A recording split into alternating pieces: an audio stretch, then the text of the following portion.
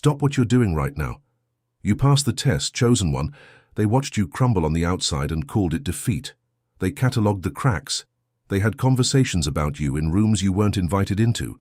Conversations that began with, "I'm worried about them," and ended with something much closer to verdict. And you felt it. You felt the weight of being someone else's cautionary tale while you were still breathing. Still standing, still, somehow, moving forward. This morning something shifted in the divine court. I don't know how else to say it except plainly. Something was decided on your behalf in a realm you cannot see, and I need to tell you what it means for your life right now, because you have been carrying this longer than anyone knows. You didn't arrive here because of an algorithm. This is divine alignment. The fact that you are listening to these words at this exact moment is not a coincidence. It is an appointment. And appointments in the divine court are not made carelessly. Now let me stay with you for a moment, because what I'm about to say, most people will hear and move on.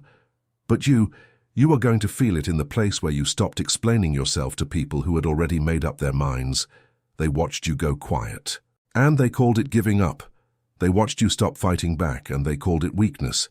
They watched the life you had built begin to look, from the outside, like ruins, and they named those ruins permanent. They took a photograph of your lowest season, framed it, and handed it back to you as if it were your identity. And the cruelest part is that some of those people loved you, or believed they did. You know the specific moment. You know the conversation, or the silence that replaced a conversation that should have happened. You know the face of the person who looked at you, really looked at you, and decided that what they saw was someone who had been broken beyond repair. And even if you never agreed with them out loud, there was a part of you at 3 in the morning that started to wonder. That is the weight I am talking about. Not the circumstances. Circumstances change. The weight is the internalized verdict. The voice that isn't yours, speaking in your own accent, asking, what if they were right? What if the version of me that they saw was the true one?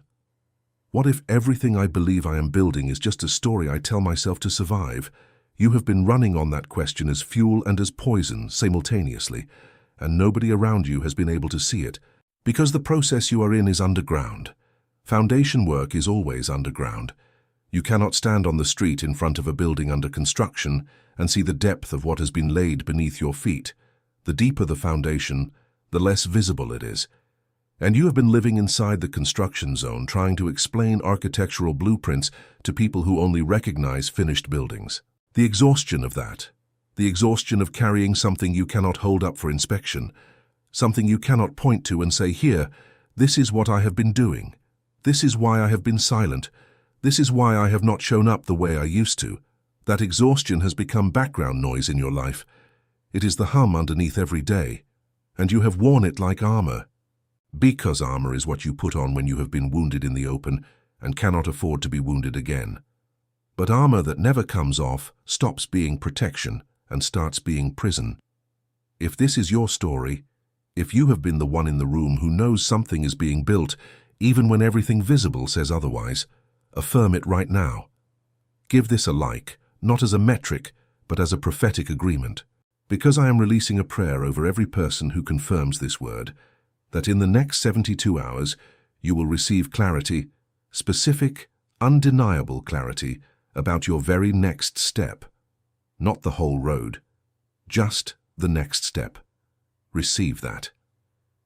There is a place where people who have been through this kind of invisible season begin to realize that surviving it was only the first chapter.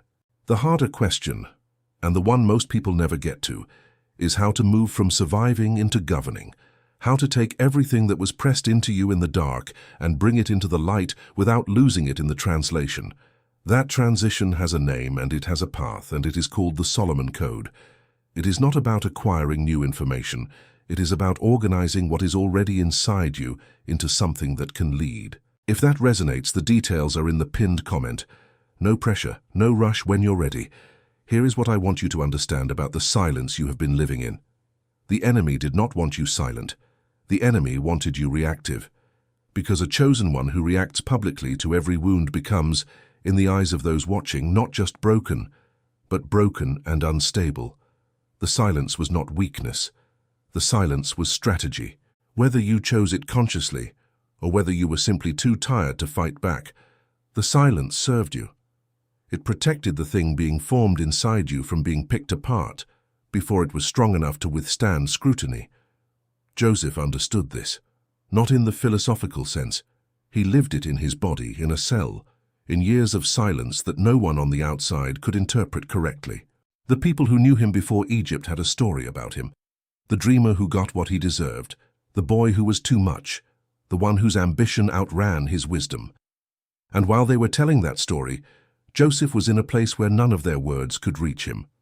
Not because he was shielded from pain, he was not, but because the preparation happening inside him was not something they were invited to witness.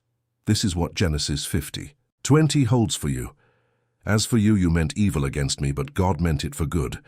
That verse is not a spiritual bypass. It is not a way of pretending the harm was not real. It is a declaration made from the other side, from a man who has governed, who has fed nations, who has stood in the palace and recognized, finally, the architecture of everything that happened to him. Every descent was a preparation for an ascent that the palace years alone could never have provided. The prison was not a detour from the calling. The prison was the curriculum. Foundations are underground. That is not a metaphor. It is a structural fact. The deeper and wider the foundation, the more invisible it is and the more weight it can bear. You have been underground, and the people looking at the construction site from the street have no category for someone who has been going deeper instead of going up. They measure in stories above ground. God measures in depth below it. So here is what I want you to do before you go to sleep tonight. This is called the Joseph Inventory, drawn from Genesis 50:20. Get a piece of paper, not your phone, not a note app, paper, and a pen. Sit somewhere quiet, and answer 3 questions slowly in writing. Don't think your way through them. Let the answers come up from underneath the thinking.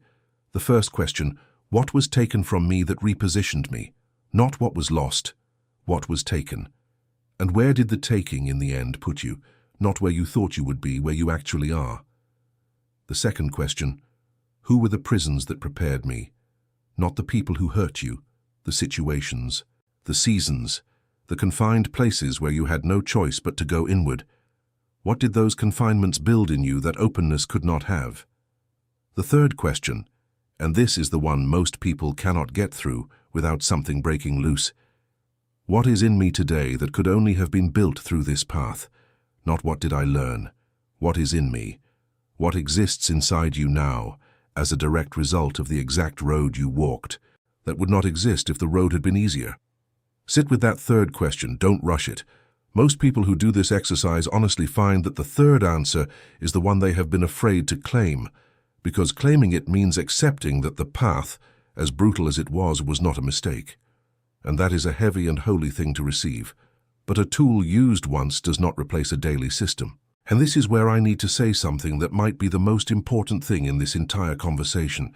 You don't need more strength. You need the discernment of someone who has already been founded.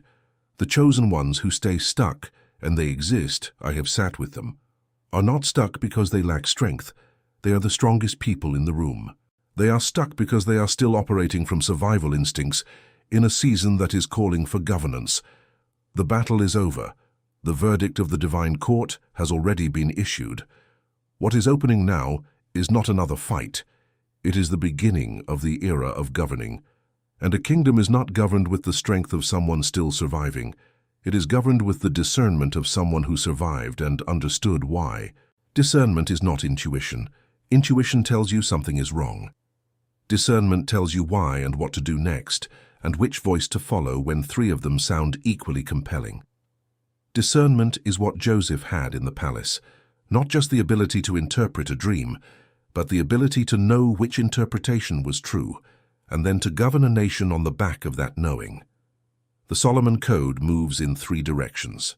The first is diagnosis, identifying the specific gaps in your foundation so you stop building upward on ground that hasn't been cleared. The second is stillness, not passivity, but the practiced capacity to quiet the internal noise long enough to hear the voice that has been trying to reach you. The third is protocol, a daily alignment drawn from Proverbs that shifts you over time from reaction to governance. This is not a quick fix. It is a daily practice for someone who is done surviving and ready to lead. If you want to know more, everything is in the pinned comment. You will know when the time is right. Before you go, I need you to do one more thing. Put your hand over your chest wherever you are and say this out loud, even in a whisper. I know who I am. Say it again. I know who I am. Drop your city and your state in the comments. Not just so I can see where you are, but so the person watching this from somewhere near you knows they are not alone in this. The chosen ones are everywhere, and when they find each other, something shifts. If this word reached you today, share it with one person who needs to hear that their silence is not defeat. That single share may be the most important thing you do today. And if the Solomon Code has been on your mind during this conversation, give yourself permission to look at what it is. Not because the window is closing, it isn't, but because the season you are in is calling for something specific, and you already know whether this is it. Your discernment is already working, trust it. May the wisdom from above be the ground beneath your feet. May your soul find the rest it has been working toward. Until we meet again.